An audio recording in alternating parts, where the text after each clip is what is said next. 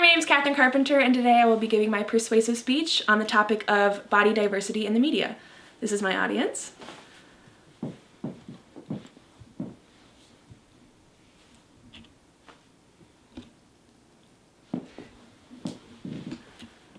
All right.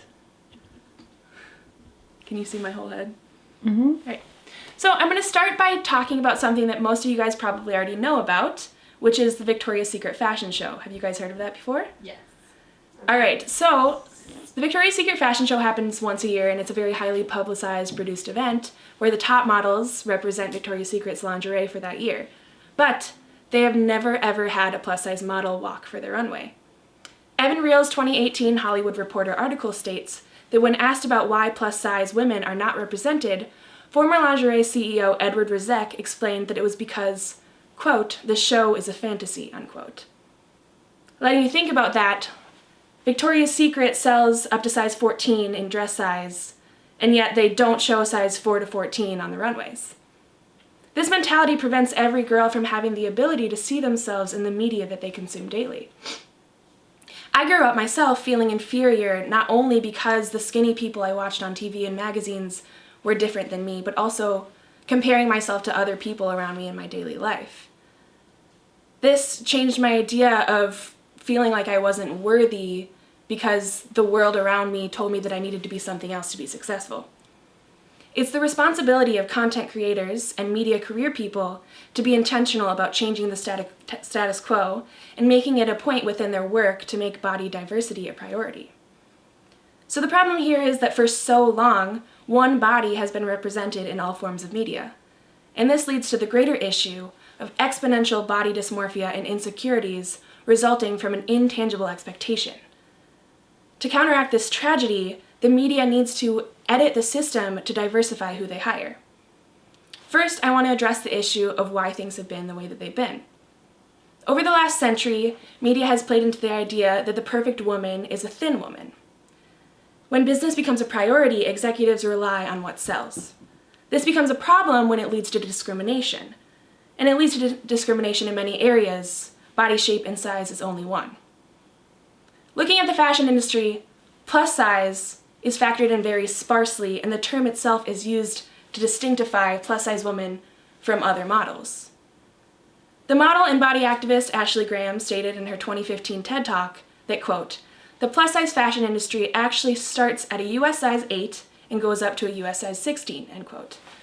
And according to Deborah Crystal's 2016 International Journal of Fashion Design, Technology, and Education article, quote, the average size of an American woman today is now between size 16 and 18, end quote. Most retail stores sell up to size 14, so this means that the average size woman in the US can't find their own size in retail stores. The high fashion runway industry also hardly ever puts plus size models on their catwalks, and this goes back to that fear of losing the idea of the fantasy. When an average woman watches themselves on TV and in films, they also can't find themselves represented on screen. Why is it that nearly every single romantic movie only shows skinny women, basically telling every other girl that that's the only body type to be desired? Films and TV that do hire plus-size people put them at the butt of a joke. Today, they're taking a step in the right direction, but the narrative is still about weight. So what has been the result of this unfair portrayal of women's bodies? The unfair representation of size in the media has led to a surge of body dysmorphia and eating disorders. According to an ANAD.org article, which stands for National Association of Anorexia Nervosa and Associated Disorders, retrieved on June 18th of this year, said that today, quote, at least 30 million people of all ages and genders suffer from an eating disorder in the US, end quote.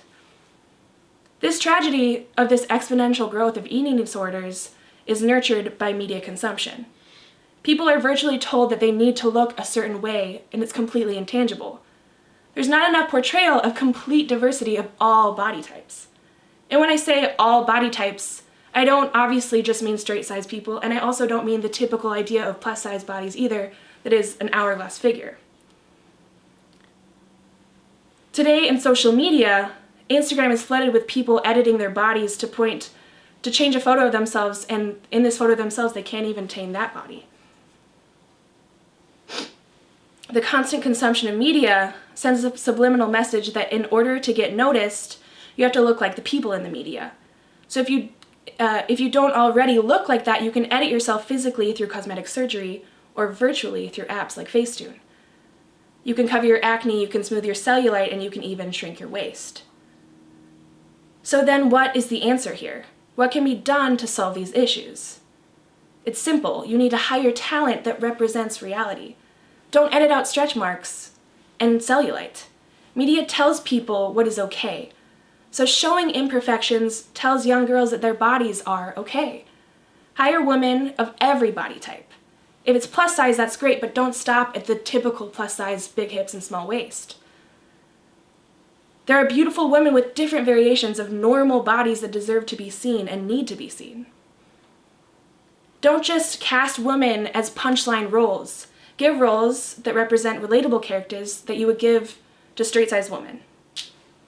Connect with plus-size people and give them leading roles that are not just based around their weight. As I wrap up, I want to applaud you all for the steps you've taken in the right direction, but I also want to remind you that there are so many steps to be taken in the future. I didn't grow up seeing people like me, and as media career people, you have the responsibility to ensure young people that they can be empowered in seeing a representation of themselves through the media. Nobody should ever feel incapable or inferior because of their body.